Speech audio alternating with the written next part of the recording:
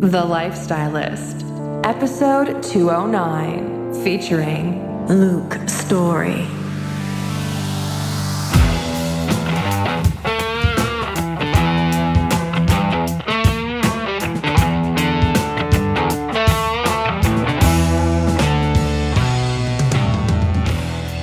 I'm Luke Story. For the past 22 years, I've been relentlessly committed to my deepest passion, designing the ultimate lifestyle based on the most powerful principles of spirituality, health, psychology, and personal development. The Lifestylist Podcast is a show dedicated to sharing my discoveries and the experts behind them with you.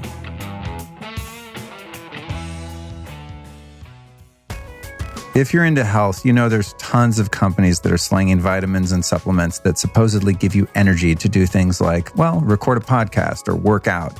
Well, there's one company called Four Sigmatic that you've probably heard me talk about, and I'm going to talk about again right now, that make one of the most badass energy-producing products on the market, and it is made from cordyceps mushrooms. Yeah, weird. Now, it's made from mushrooms, but it doesn't taste like mushrooms. It gives you physical energy and endurance. Scientifically proven to do so. Cordyceps are adaptogens, but they're not like stimulants. In other words, they help you maintain energy levels without getting you super hyped, like a coffee product, for example. Now, you can mix them with your coffee if you want to go full bore, like I do a lot of the time. But Four Sigmatic products are dope because they come in these little easy-to-use packets. They're also great for travel. I always have them like in my little medicine kit that I travel with. I pop them out in the morning at hotels and just, add water and shake them up, or at home, use them in all my different elixirs and things like that. They're just really easy to use, and they're really potent, and they also taste good. That's the thing with a lot of herbs and medicinal mushrooms. Even the ones that work and are strong and legit, they're just kind of nasty, and you have to be a real diehard to add them into your stack. And so what'll happen is oftentimes someone will say, cool, yeah, I want to use cordyceps. It really works. It's good for you. I feel awesome with it. But after like a week of that, it just tastes so nasty that you can't keep doing it. So that's what I love about Four Sigmatic. They've got the power-packed products, but they also taste really good, and they're super easy to use. You don't have to lug around a giant jar of mushroom extract, essentially. So here's how you can get your little grubby hands on some of this stuff. Go to foursigmatic.com/Luke Story. That again is foursigmatic.com/Luke Story. And if you use the code Luke Story at checkout, you're going to save 15% off your order. My advice is, in this particular promo, try the cordyceps. It's amazing. After a long day of interviewing, editing, podcasting, making YouTube videos, doing whatever it is I'm doing with my life, I love to relax later on in the day or in the evening. And that's one of the reasons that I love Organifi Gold. This stuff is truly gold. It's got cinnamon, ginger, lemon balm, medicinal mushrooms, coconut milk, and more than anything, a super big serving of turmeric. It's an amazing anti-inflammatory spice. It's one of my favorites. So I'll make myself a golden latte at night with some good healthy fats in there and just have a nice calming drink. My friends and family love to come over and have my magic gold elixir at night. But I also have been doing it during the day. Just when I need to chill out, I'll make an Organifi drink elixir and I'll put it on ice. And it's actually really delicious that way too. Organifi Gold is the shiznit, guys. Real good stuff. So if you want to check it out, see, I'm trying not to swear as much on the podcast. That's where these weird words come from. I should edit that out, but I won't because I'm high on Organifi Gold. No, seriously, I did have some of it earlier and put me in a really relaxed, but still kind of alert mood. It's amazing stuff and it tastes so bomb. You could even make like an ice cream with it. I'm going to start experimenting more with the gold. It's just a really good base powder that you can use for a lot of different things. Sometimes I'll throw some cacao in there, I'll kind of mix it up a bit. Organifi Gold can be found at the following website, you guys. It's Organifi, spelled with an I, .com/Luke. That's Organifi.com/Luke. If you want to save yourself some cashish to the tune of 15%, once you get over to their site, use the code Lifestylist to save 15% at Organifi.com/Luke.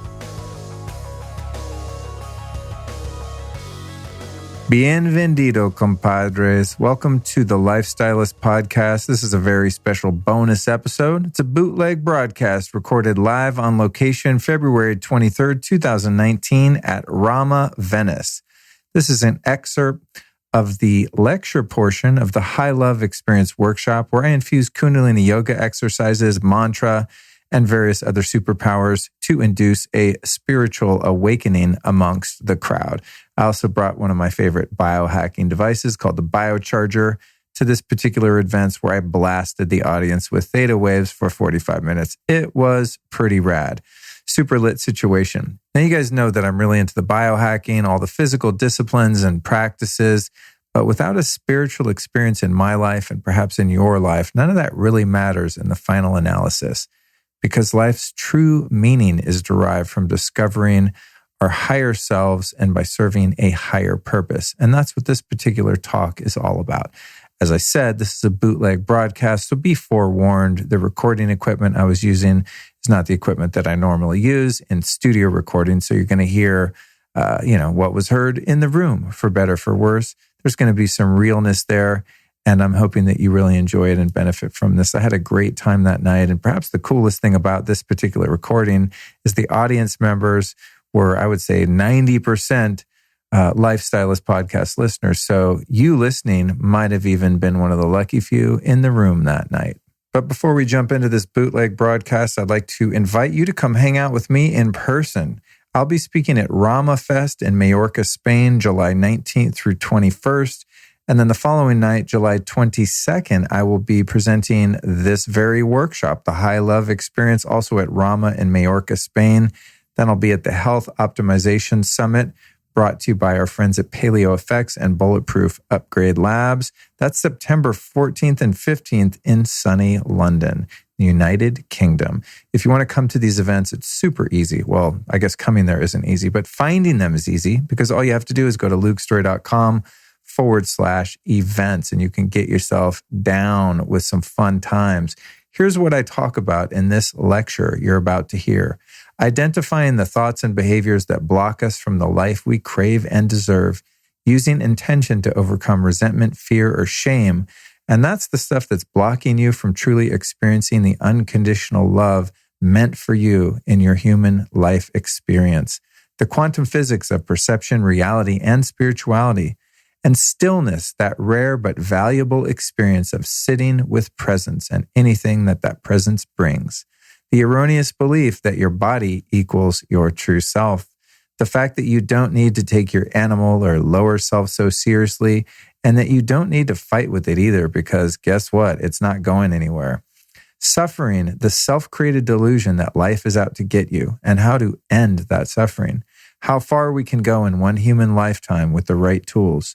Trying to change our experience using the wrong power source, and why it's a futile gesture.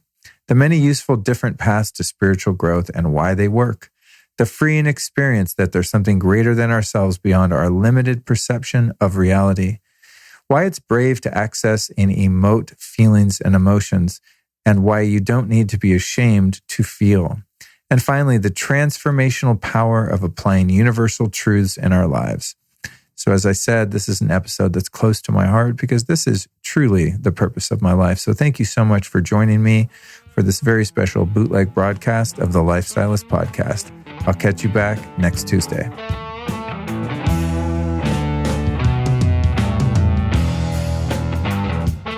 What we're doing here tonight is we're looking at some of the things that are blocking us from having the experience that we want in life, which is that unconditional love. And it's not a romantic love, although it could include that if that's what you desire.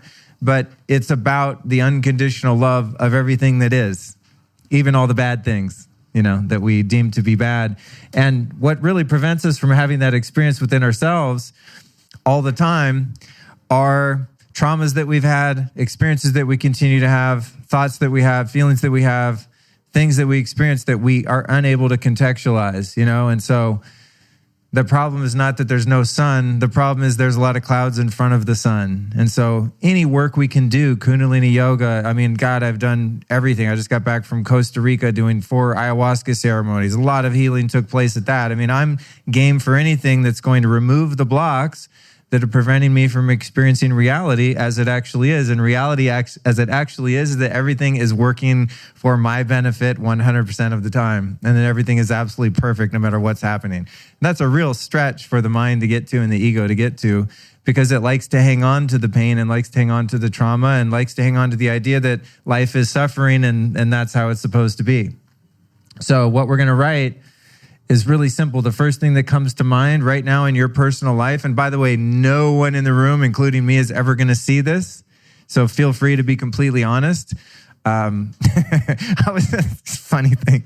I recently went to Date with Destiny with Tony Robbins. And one of the exercises he does is he has people write down, like, I think it was like some things that you've done that you feel guilty about or ashamed about, you know, and then you turn them in. And then he and his wife read them in front of the 5,000 people. And I thought it was going to be like, I don't know, like I eat too much ice cream, or, you know, my wife doesn't know I go out in the garage and smoke cigarettes or something, you know. And it was like, I mean, I'm not even going to repeat what the people said. I was just like, holy fuck, I'm in the room with these people. I mean, like, people were like seriously abusing other people, like crazy shit. And I was like, I don't know if you should be reading those. Like, I don't feel comfortable in this room now. Yeah, I mean, there's some really dark stuff. And you look around and everyone's like happy, normal people. It was so strange. You know what I like?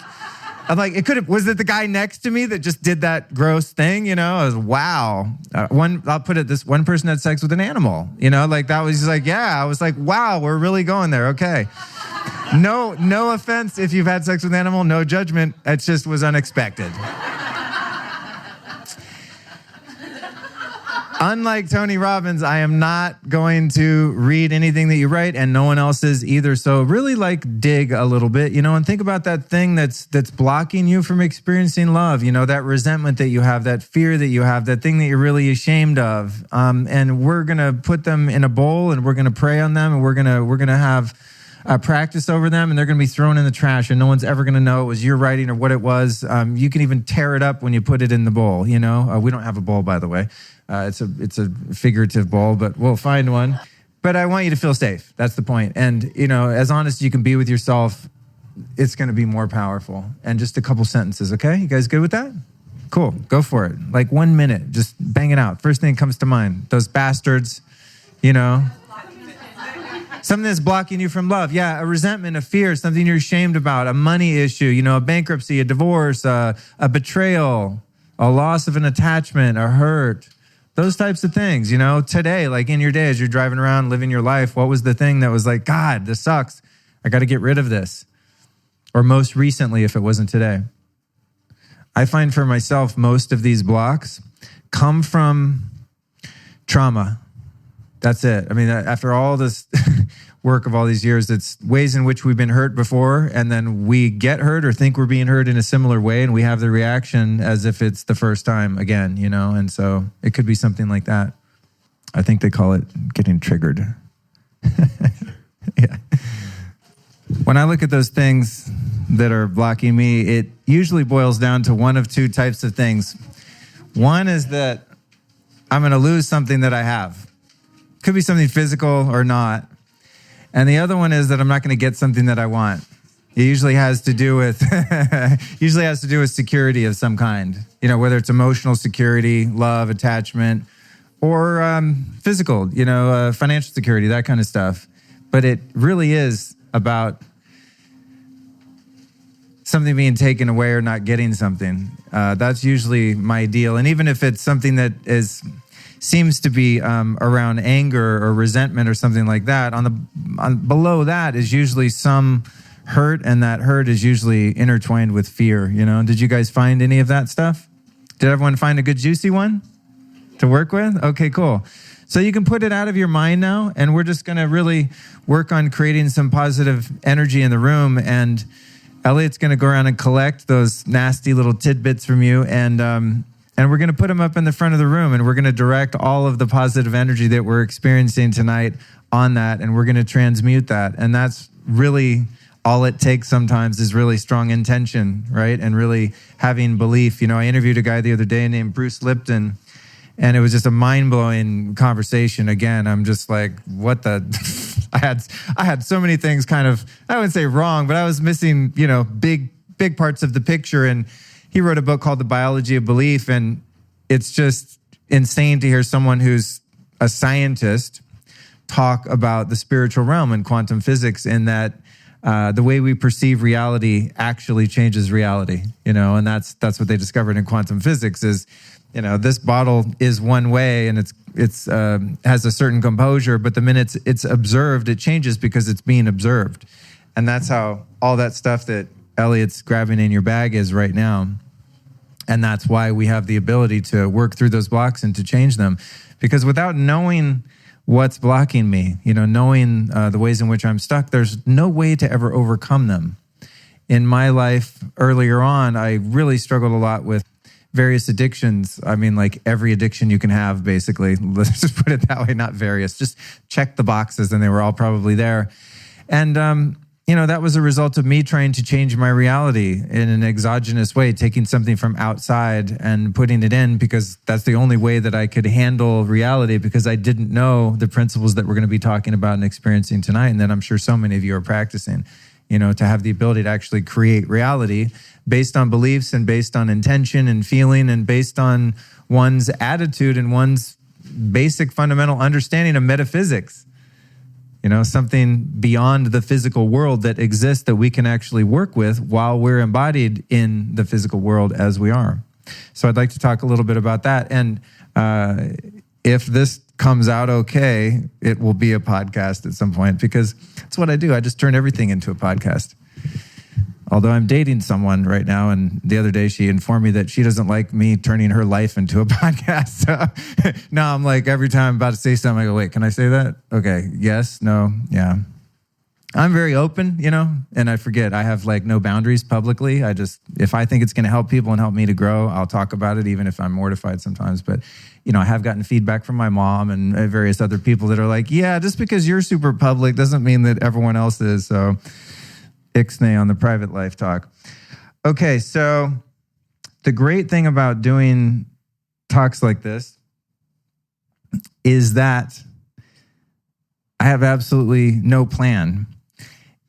And that makes it exhilarating for me, because I know that whatever comes up is going to be spontaneous. And if it's spontaneous, it's much more likely to be authentic. And if it's more likely to be authentic, it's more likely to have an impact on someone positively. And of course, that's my intention. And that's the intention I'm sure that you share by coming here tonight.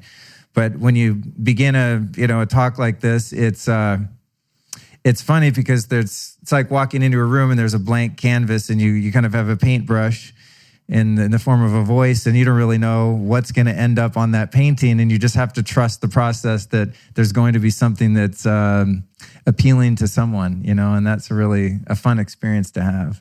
So thank you for sharing that moment with me, or this moment with me. Another thing that's really interesting about that particular phenomenon, where you're just not controlling and just allowing, is sometimes what feels appropriate is just to be for a moment.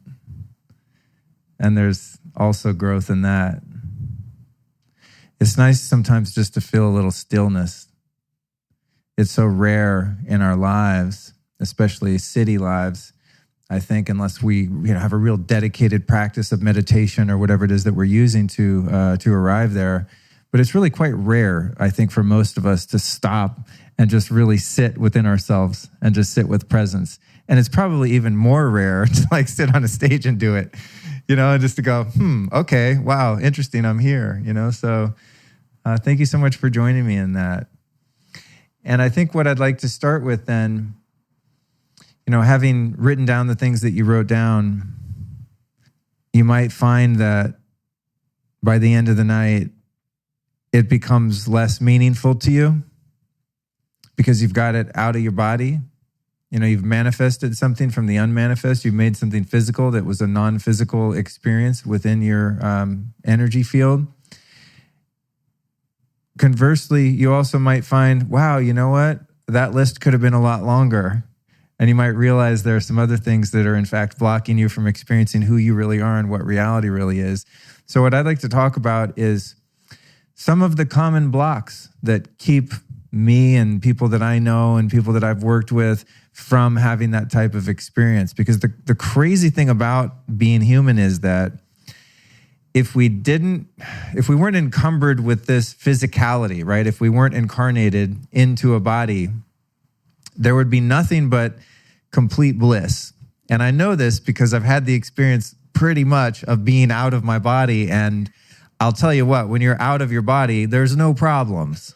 The problems all have to do with the body because the body has certain needs. So in order to keep this vehicle going, it's like a car, right? And you have to keep this car going. So therefore you need fuel. And, the fuel, of course, means that you need money and you need shelter because of predation and the elements. You got to keep this body alive so that your soul can have this experience, right? So, and then, we're given the drive to procreate and make more bodies so more souls can come incarnate. We're just wired that way, right? And so, we're driven by all of these instincts that make us feel like we're constantly under threat or that we're not complete because we're missing something. We've got to get something, as I was saying before, that sensation of, I'm afraid I'm going to lose something that I've got, or I'm not going to get something that I want. All of those drives are typically the way most people live. And when you look at humanity in a global sense, and you look at some of the dis-ease that we experience as a species and the dysfunction, it really all comes from the erroneous belief that we, in fact, are this body and that we are this animal and that we alone have to fulfill these needs. And it's really interesting when you think about it that way because we have this higher self, right? This angelic being of pure unconditional light and love. And we get the experience of coming into an animal body that still has the animal needs. I mean, you can see what a fucking twist that is. What a plot twist, right? Like, how is that going to go well?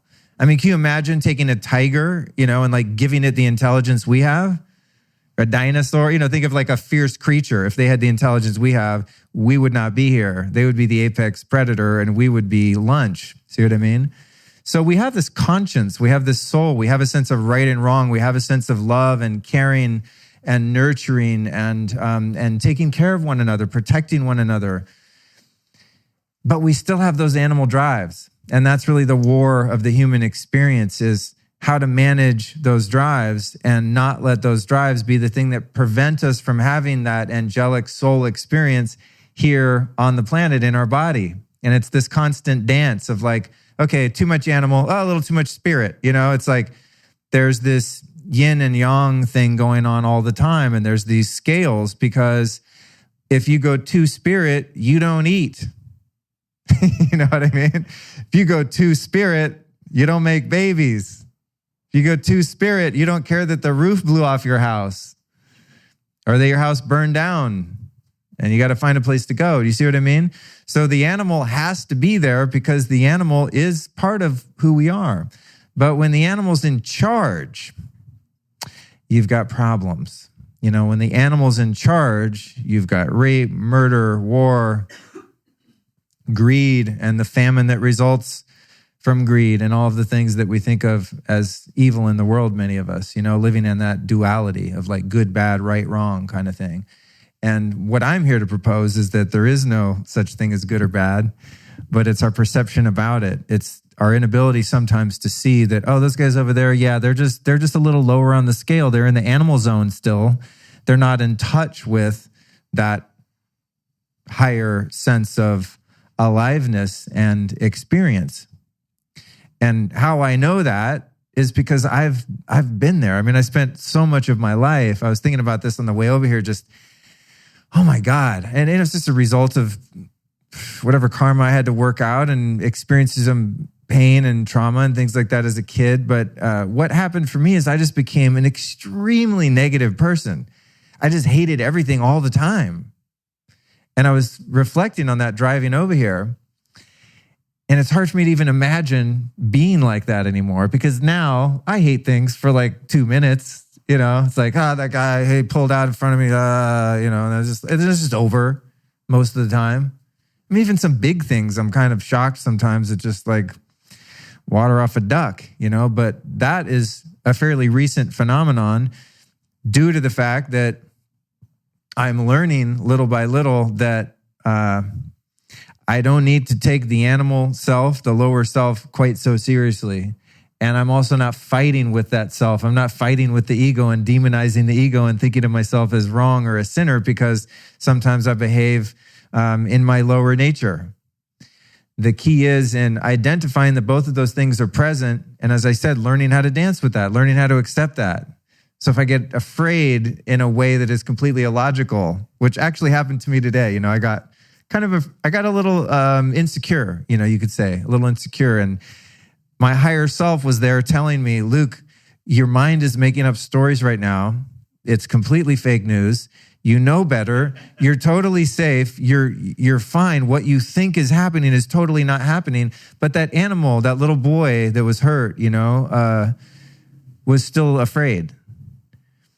Without the ability to, through meditation and mindfulness and all of these practices, without the ability to get outside of oneself and look kind of down on oneself, to have that ability to be, have some introspection, right, and self-awareness, then how can you not just live in fear? And how can those fears not manifest as control over others or being threatened by others or whatever the case may be? There has to be an awareness that encompasses and includes and accepts and loves and venerates all sides of the human experience, from the angelic higher self soul that's incarnated in the body and the needs of the body and the way the body gets threatened. And the way the mind, the supercomputer, or in some cases, in some moments, the Atari that's like stuck. For those of you, I just aged myself. If you know what Atari is, right on, girl. It's like a very prehistoric video game, The mind then is there to make sure that it's cunning enough to protect the body to keep it alive, right?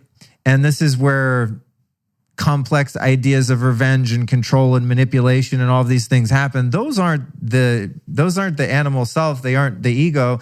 Those are the supercomputer of the mind that's getting signals from the body we're under threat, and it tries to figure out how to stop that threat or overcome the enemy or to recoil and retreat and hide, to become invisible, to freeze. Those are the reactions that the mind figures out. And sometimes it comes up with very complex scenarios and solutions that can be quite destructive to the carrier of that mind, the owner of that mind, and anyone in its wake.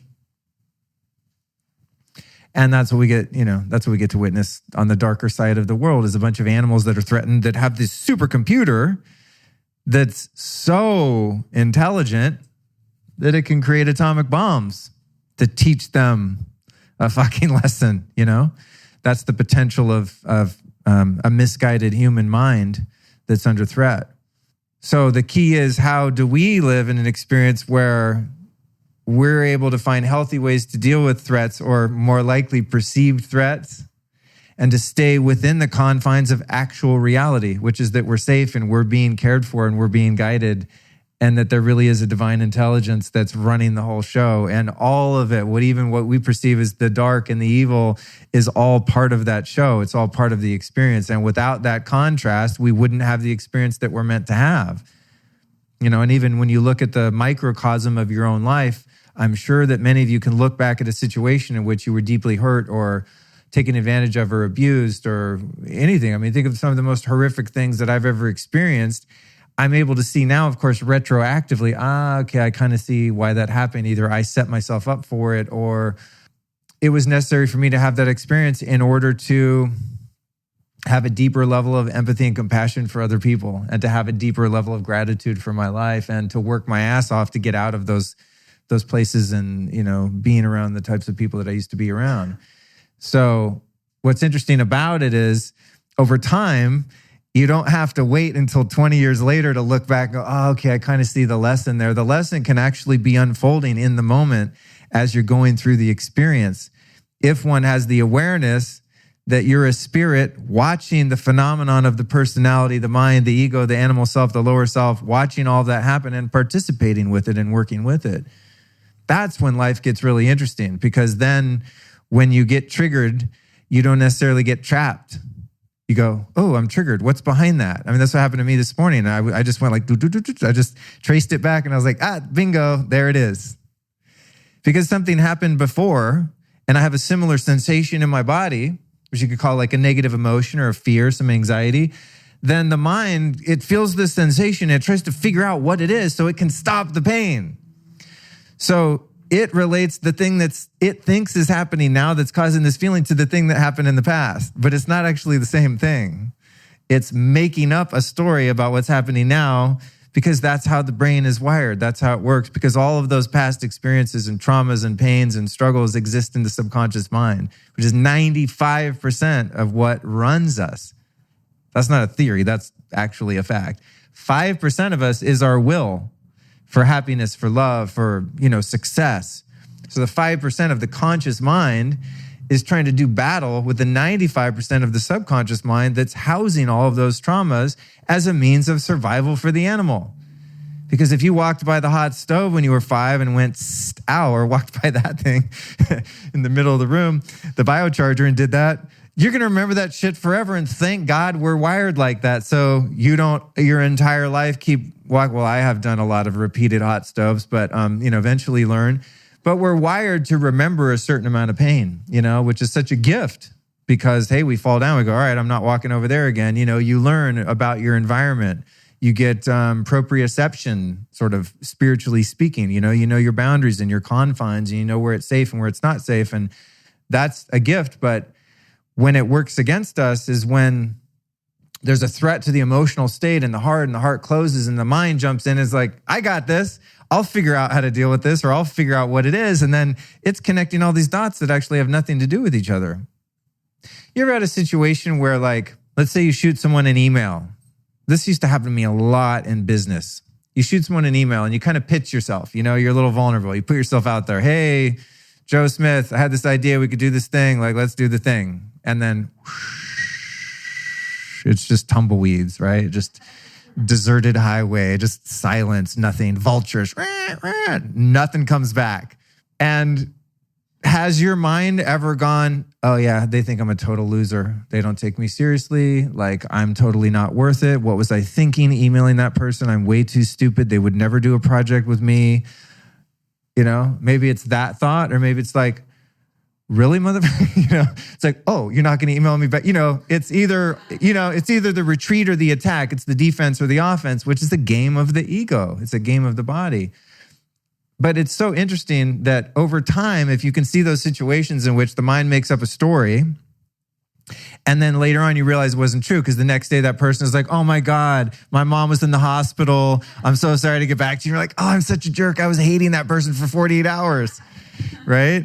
Or I'm not, oh my God, I'm not a loser. They're all excited. Oh, I've been waiting for your email. Yeah, let's do the thing.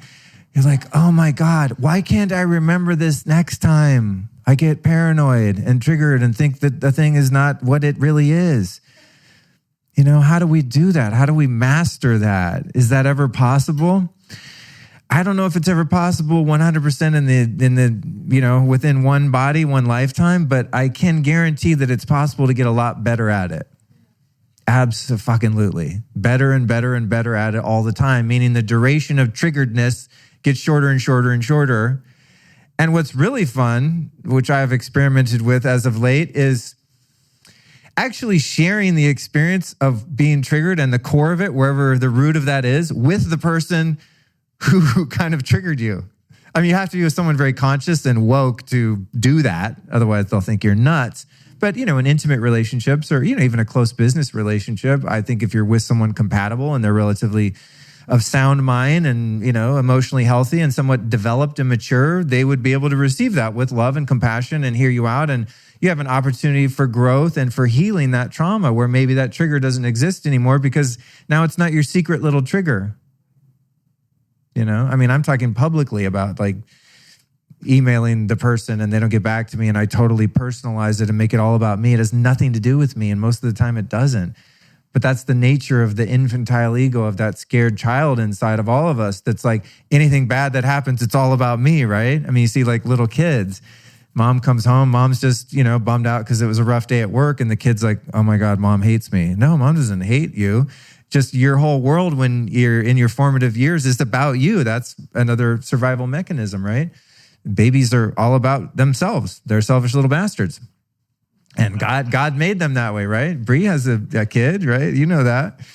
And so some of us grow up, but we never outgrow that. And so every experience that we have externally, we internalize as it's happening to me. I used to have this with like the government, with law. It's like, the parking ticket, the taxes. It's like, oh man, they're fucking me over. They're doing it to me, man. It's the man, he's after me. It's like, no, they're after everyone. Don't take it personally. You're not that special. They're going to take some of everybody's money, especially as you make more of it. So the good news is that with spiritual study, with spiritual text, practices, meditation, yoga, learning how to quiet yourself down, quiet your mind and emotions down, that each one of us literally in this room right now has the key to that lock, the key to freedom. And the key is having the awareness that most of the thoughts and feelings that I have that I find to be painful and the things that block me from having the experiences I want in life aren't actually true. They're completely ghosts, they're phantoms, they're made up. And if I can learn how to have a little bit of gap of separation between who and what I really am as consciousness, as a soul, a spirit embodied here, and the experience of the body, just that much, just a millisecond of a gap there gives me the power of alchemy to actually change reality, because then I have the opportunity to create reality based on how I want to think about it. We'll be right back at you after this brief but important announcement. Let's talk about one of my favorite biohacks, and that is red light therapy. Now, to me, the most powerful biohacks are the ones that harness or mimic nature, and that's exactly what red light therapy does. It concentrates a very narrow spectrum of red light that's produced by the sun in the morning and evening. However, you don't need to go out into the sun for hours to get it. You can do it in about 10 minutes in your own home. Now, my favorite red light therapy company is Joovv. That's Joovv. They're FDA cleared and deliver clinical power with a new modular design that's really easy to customize and set up anywhere in your home. Now, I have the one panel here in my podcast studio, and I haven't had a chance to build on it, but even the one's good enough for me. I just have to turn to the front and the back every morning. And by the way, this is part of my every morning routine when I'm in town. In fact, if you want to learn a lot more about red light therapy, you can go back and listen to episode 169, where I interviewed the guys from Joovv, not just about their device, but about photobiomodulation, this therapy, the science behind it, where it comes from, etc. So that's episode 169. Now, I've been using my Joovv since 2017, and I've seen two major changes. A huge advantage from recovering from workouts. I have almost zero soreness in my muscles and my joints when I go like really bust ass in the gym. So the recovery is major. And then a massive testosterone boost. Now, a few years ago when I was in my early 40s, my T levels were really low, like we're in the 400s. Now I'm in my late 40s, and depending on when I check them, I'll be anywhere from 600 to 800, and that's been a game changer for me. So here's what's up if you want to check out the Joovvs. You're going to go head over to joovv.com/Luke. That's JOOVV.com/Luke. And what I'm really excited about over there is they've got a new handheld device. It's called the Joovv Go, and it gives you all the same Joovv power, but it fits in the palm of your hand so you can travel with it. So I'm definitely getting one of these ASAP. So get over to joovv.com/Luke. That's JOOVV.com/Luke. When you check out making a purchase, use the code Luke, and they're going to send you a free gift. And now back to the interview.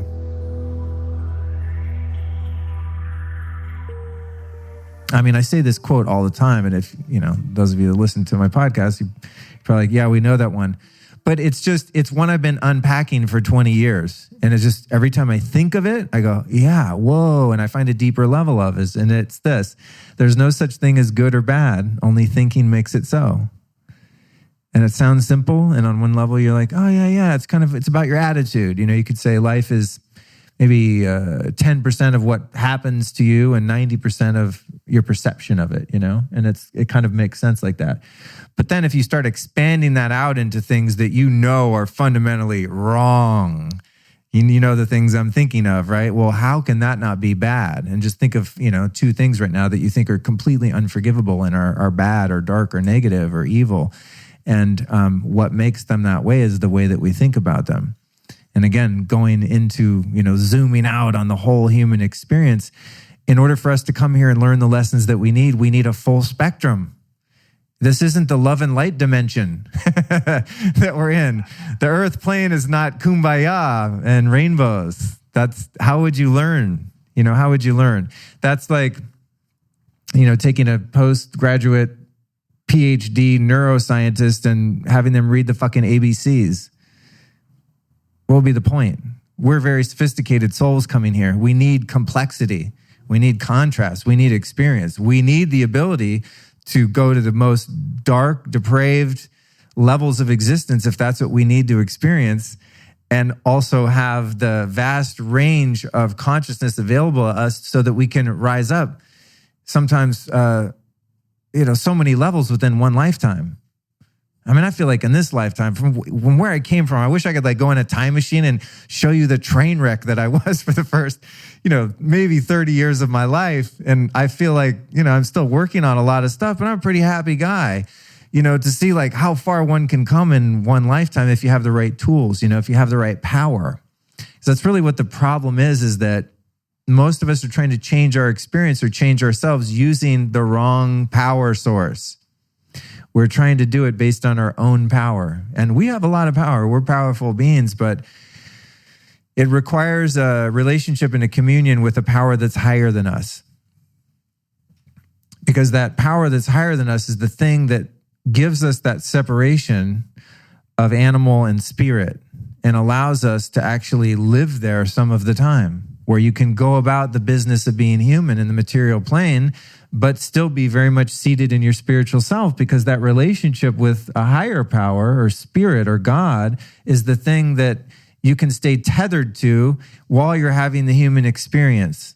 It's like you're holding hands and you keep that one hand connected, but you're using your other hand to drive and do all the other things you do. There's a touch point there. You have your toe in the water. There's a part of you energetically in your awareness that's connected to that greater source of power that's infinite and unlimited. Because based on our own resources, you can only get so far. Any person that just tries to self-will and, logically figure out the game of life only hits a certain level of development, and that's the level of the intellect. And that's a great level to achieve if you're a professor and, you're teaching science, and that's the realm that you're designed and destined to be in. But if you're in this room, that's not you. If you're in this room, you want to take it higher, because there's no way you would ever be listening to someone like me right now. You would have left the room already who the fuck is this guy? And if you're thinking that and you're still sitting here, you're still destined for it because you haven't left. You see what I'm saying? It's like people that don't want to learn how to play golf don't end up on the golf course. And I believe people that come to places like Rama, people that are interested in sharing a perspective, sharing space, are people that are destined to evolve, and sometimes rather quickly. And it might not even take that many lifetimes. You can bang out a lot of lifetimes in one if you're willing to suffer. If you're willing to experience, not suffer. If you're willing to experience the pain and discomfort that comes from growing. Growing is not the easy way out. That's not the easy life. The path of spiritual growth is, it's a rocky road.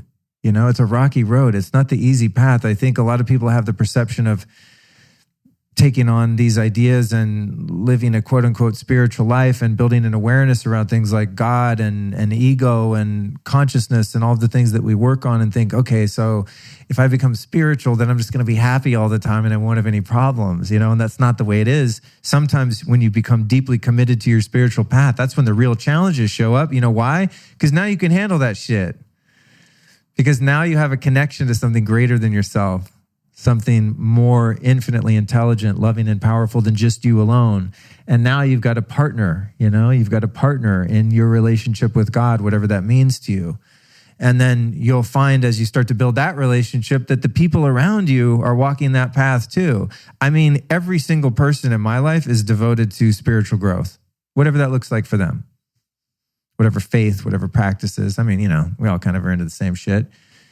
The gods of spring water or whatever. But nature is a big one for me. I get out in nature and I'm like, this is not an accident, right? I mean, that, you watch animals in the wild. I mean, you just like watch the nature channel and you're like, there's a God. To me, that's the thing.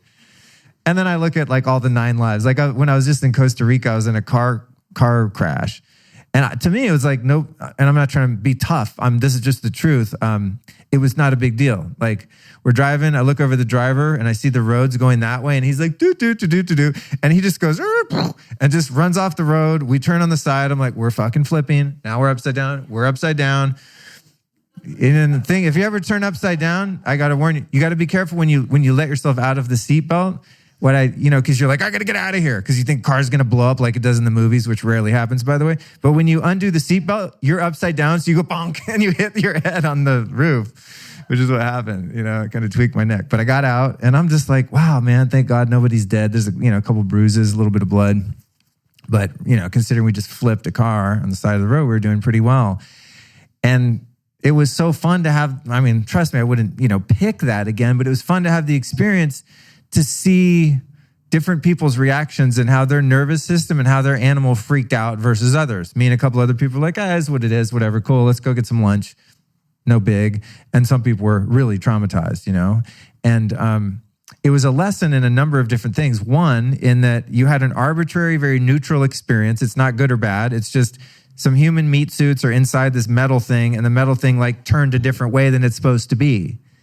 You could look at it that way. You don't even have to label it like an accident, a wreck, a crash. It's just, a metal thing is now the other way. And some people inside were like shaking around when it turned the other way, okay? So there's that lesson. It's just like, we're okay. We just can have a different attitude about this and just be grateful. And the other one is that that we're being guided and protected all the time, even when something bad happens. And if that was the day that I was supposed to check out of this meat suit and go off into the ethers and pop back in another one somewhere, or whatever the hell happens when you leave this one, then that would have been what was meant to be also. Do you see what I mean? And I have to trust at a depth that is very unnatural, I think, for a human. There is a love there, a universal love that's present, and that if it was my time to go, then I would have gone, and clearly it wasn't, because here I am, And to start to think about things that way is very freeing, That's what I'm really after here, and that's what I want to share with you guys, is the freedom to experience life how we want to experience it. It's free to know that there's an intelligence there that can be trusted, something that I can relate to, that I can talk to, that I can pray to, that is so much bigger than my problems of minutia in the human experience. And that's the connection to that power and that intuition and that divine guidance that enables us to remove those clouds that are blocking the sun, blocking the spirit. That's the thing that's like, let's maybe leave that alone. Maybe it's smoking cigarettes. Maybe it's a relationship that's not serving you. Maybe it's, being on Instagram too much. Whatever your poison is, that's where the awareness comes from, is the ability to use that intelligence to see oneself and one's behavior in ways in which one is becoming stuck, and not only to be able to see it and have that awareness, but actually have the power to change it, to go, whoa, not serving me, I'm out, I'm done, I'm going a different direction. That's real power. That's personal power. That's where you really get to direct your life. But it's not just you directing your life with some feeble attempt at, wrestling yourself away from negative habits. You're actually backed by infinite power, where you make a decision, hey, I'm going this way. I'm ready to grow. I'm willing to go here. And you surrender into that power, and then that hand that you've been holding gives you the pull up, gives you the boost that you need, and you're through it. And you're going, holy shit, how did I get through that? A little car crash, whatever, not a big deal. But let's try on divorce, illness, death, etc. It's how we do anything is how we do everything. So if my nervous system freaks out over a parking ticket, I'm really going to lose my shit on a breakup. So perhaps I can build the practice of seeing the animal threat and the mind dumbass solution to the parking ticket, which would be like, hey, lady, run up being that guy. I don't think I've ever done that, but I'm not above that, but I see it happen a lot. That gap of separation there, that, it can be untrained and unlearned, that I'm okay, that was $68. Like, okay, am I really going to die because of $68? No. What I'm going to do is I'm going to park better. Enough of those, then there's the breakup, the big talk. I really don't think this is working out. Oh, shit. This is like 25 parking tickets in 1 second. But I've done the parking ticket thing, I've opened the mail. It says IRS or whatever, what's that thing it says? It doesn't say IRS. It's some other name they have for taking your money. It's that letter. You open up the mailbox and it's like, that's never good news. It's never like, hey, guess what? We're giving you 20 grand. It's always like, the thing you filed. It's always some hassle from the man.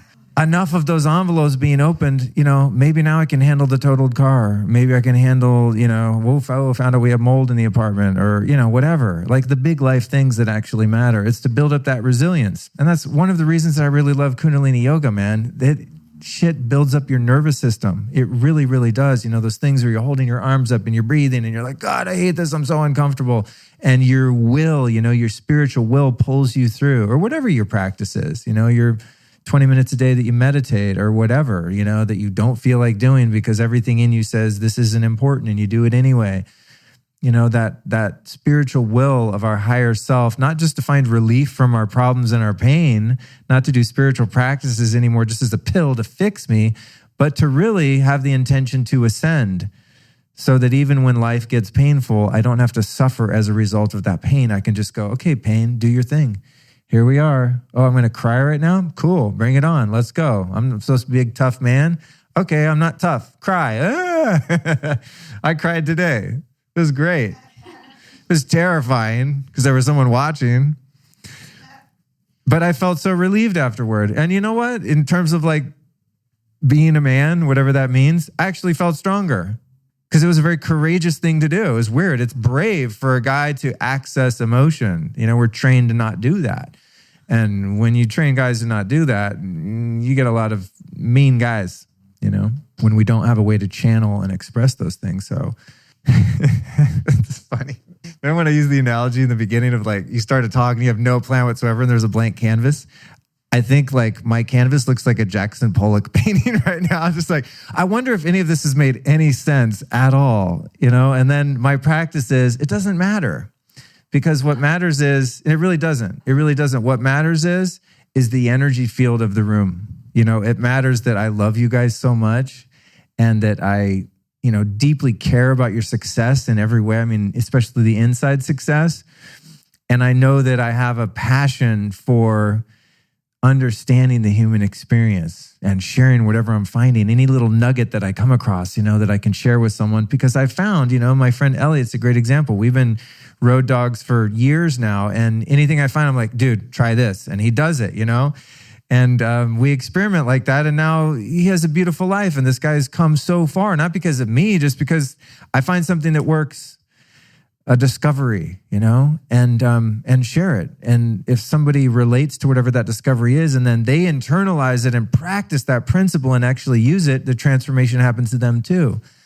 Because what we're talking about here is just universal principles, universal truths. An axiom, a truth that's just was true for all time and will be true of all time. Not to say that every single thing I said tonight was true, but there were spiritual truths sprinkled in with some personality, right? And the spiritual truths work for everyone across the board, no matter what. No matter when you do it, no matter who you are, there's transformation in applying truth. Because truth is synonymous with love, is synonymous with God. And so anytime we can access a truth and not take it in intellectually and learn it in terms of, having more knowledge, because more knowledge does nothing, but to take it in with enough intellectual understanding that you kind of get the mechanics of it. Say it's a way of praying or a way of breathing or a way of contextualizing experiences in your life, as I've been describing, that when you hear it spoken and you feel the energy and the enthusiasm and the love and the authenticity behind it, and then you resonate with that, and then you take it inside and you use it, now that shit is yours. Now you have the transformation because you're seizing a spiritual principle, a truth that's universal and is here for everyone, and it's free. I mean, it wasn't free to get in here tonight for most of you, but after this, it's free to use the principles that you might take away.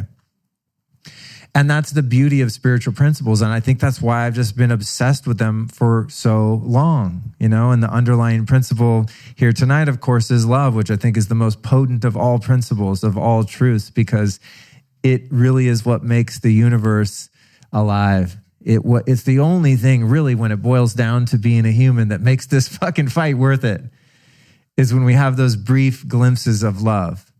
For others, for self, and for the experience of being human. When you're in that painful place and you have a moment where you go, this is actually okay. I'm okay with this. This is just pain. You ever had that moment? Has anyone ever had that? Like, raise your hand. Where you're going, wow, this really hurts and it's okay. It's like, how many of our whole lives do we spend running from just an uncomfortable feeling you have in your body? When if you can just have the bravery and determination to have fully experienced it, it's only going to last for a few seconds in most cases. And then you might get another wave if it's a big one, a death or something like that. I don't want to minimize human pain, but all pain can be overcome through awareness and through the practice of true spiritual principles. Because then we can have the experience of knowing that it's for our benefit that we're having that experience, even if it's really painful and uncomfortable. And all of that is possible just by learning a few basic principles and applying them to your life. But it doesn't work from getting the head knowledge. I mean, how many self-help books have we all read, right? Oh, this is fascinating. Oh, yeah, I'm going to do that. Yeah, great. And you put the goddamn book down. It's just like, what did it say? What? No, I'm still pissed at that guy, or whatever it is. No, I still need a raise. Like, where's the book now? The book, if it's worth its salt, is meant to be applied. Coming to hear someone talk is great. And sometimes it's soothing for me. Like, I go see an Eckhart Tolle or something like that. I'm still calling him Tolle, even though like he came out as Toll eventually. I just don't like Tolle. I like Tolle. What can I say? I'm just sticking with it. I know it's wrong, but it just has a nicer ring to it. But you go here, or I listen to the Ram Dass podcast all the time, and I'm just like, oh my God, this feels amazing. But then that's only for that moment. How am I going to take a Ram Dass lesson or a Eckhart Tolle lesson and use it in my life next time my ego is beating the shit out of me? Next time I'm comparing myself with someone else. Next time I resent someone else. Next time I cow down before someone that I'm threatened by. Or next time I try to overcome and intimidate and threaten someone that I want to control. All of those animal lower state behaviors. Where's the book now? Where's the teacher now? I have to learn, and we all have to learn if we're on this path, how to take the teachings and the principles and apply them to our own lives. And then what happens is the most miraculous thing is that those things become your character. And to be the witness of your own integrity coming to fruition, I think is the greatest gift that we have. To see that the work you've been doing actually changed you. I mean, I have a lot of quirks still, okay, I'll be honest. But one thing I can say about myself is I'm impeccably honest. Like, I just tell the truth. Like, I literally do not lie ever about anything. That might sound crazy if you're still a liar, like I was most of my life. You're like, no fucking way. He's lying right now. At least that I'm consciously aware of, okay? I used to be a thief. I was a pathological liar. I was so phony. I mean, I didn't even know who I was to be real if I wanted to do so. I didn't even have access to who I think I am, in the most real sense that we can while we're still, inside a personality and all that. But applying truths really does have such a profound impact on who you are. And when your character changes, everything in your life experience changes to meet that character. It's that principle, which is another one, birds of a feather flock together. That's not just some shit your grandma said. That's really true. People of a certain moral character flock together because they're in vibrational alignment. And that's why I said, man, I feel so blessed to be in a room full of people like you, because you're my people. Like, you're on the same wavelength. We all have our stuff we're working through. But I mean, if this was like I don't want to like be disparaging to any other type of group, but there's a lot of lower energy environments you could be in, say just like a nightclub or whatever, you know what I mean? It was like, I'm not necessarily vibing with everyone on that level, you know, probably some great people there, but that's not in my character. I don't find it fun to like, get bottle service and like, up in the club. Like that's just I'm not there. No judgment. It's a different vibration, you know? So whatever character that I've been building doesn't find any of that appealing anymore, although it once did, of course. But to apply truths and really see this foundation of who you can become based on the power of God and the power of truth, you know, the truths that are delivered here through other people as messengers from God, where they have an epiphany that says, I think reality is like this, ... If you do this, you get this result. And they teach that, people practice it, they go, I'll be damned, that actually worked. If you're honest, people are more honest with you. Who would have thunk? You know, you're around people of higher value and integrity that are more trustworthy and more loyal because you've created that within yourself and you're resonant with that. And then every once in a while, a complete asshole shows up just to test you. And then you get to test your forgiveness and your compassion, you know. They're still there too. But that's the good news, you guys, is that, we all have the ability to learn a truth and then internalize it and start to use it in our life to practice it. And then we have the experience of true change and you get to watch the change happen. And the only bad news about that process is that we're the last ones to know. Because if you're on a spiritual path, you're always looking at the thing that you need to work on, right? You're like, oh God, I still get jealous sometimes. Oh God, I'm such a jerk. Like, I can't believe I haven't overcome that. Meanwhile, you used to like rob people, right? And your friends are like, dog, wow, man, you're doing great. You don't rob people anymore. And you're like, yeah, but I still get kind of jealous every once in a while. It's like, dude, you're cool. Just go with that. You see what I'm saying? That's the thing. We're always looking at the pile of coal in front of us to shovel and, ignoring that we have, mountains of it over the past however many years we've been working on ourselves. So that's kind of the challenge there, is to give oneself some love and some credit without being prideful about it, hopefully. That, wow, shit, I made it to this room. I'm working on myself. I'm listening to these podcasts. I'm reading these books. I'm going to these lectures. I'm doing my practices. I'm meditating.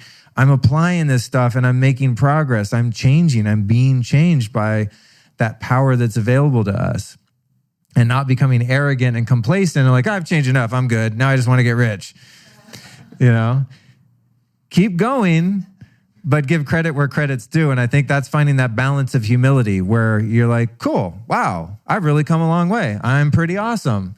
And I also do some bullshit over here on the side quite a bit. And I'd like to work on that also.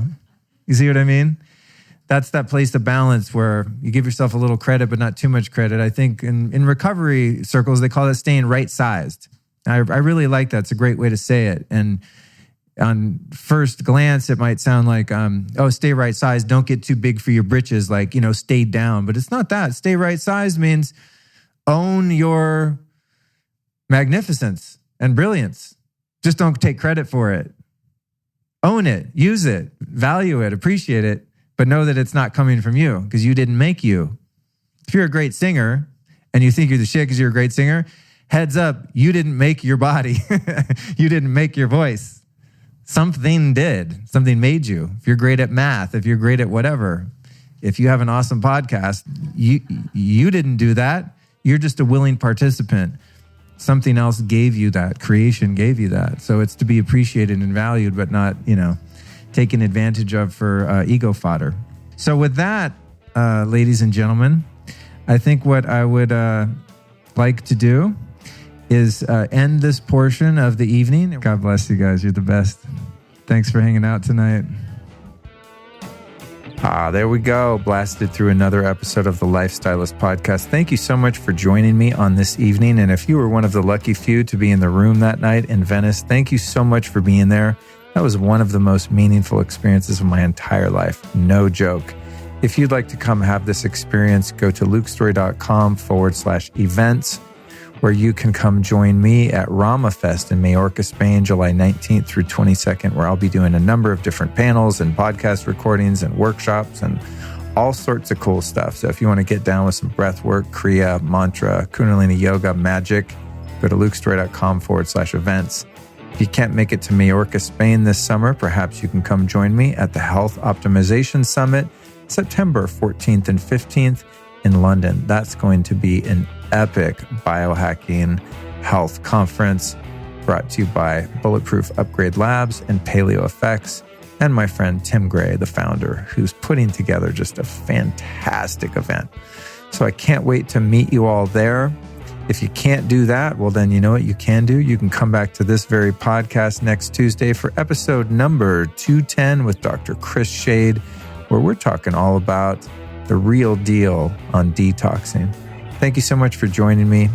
Don't forget to follow me on Instagram at Luke Story. If you want to interact more personally and you have questions, you need support from me and fellow listeners of the show, you can join the Facebook group. Just search the Lifestylist Podcast in Facebook. You'll find a private group there. Request to join. We'll let you in, and we will have a freaking digital party, folks. Thanks again, and don't forget to share this episode with a friend. This episode of the Lifestylist Podcast was produced by podcastmasters.net.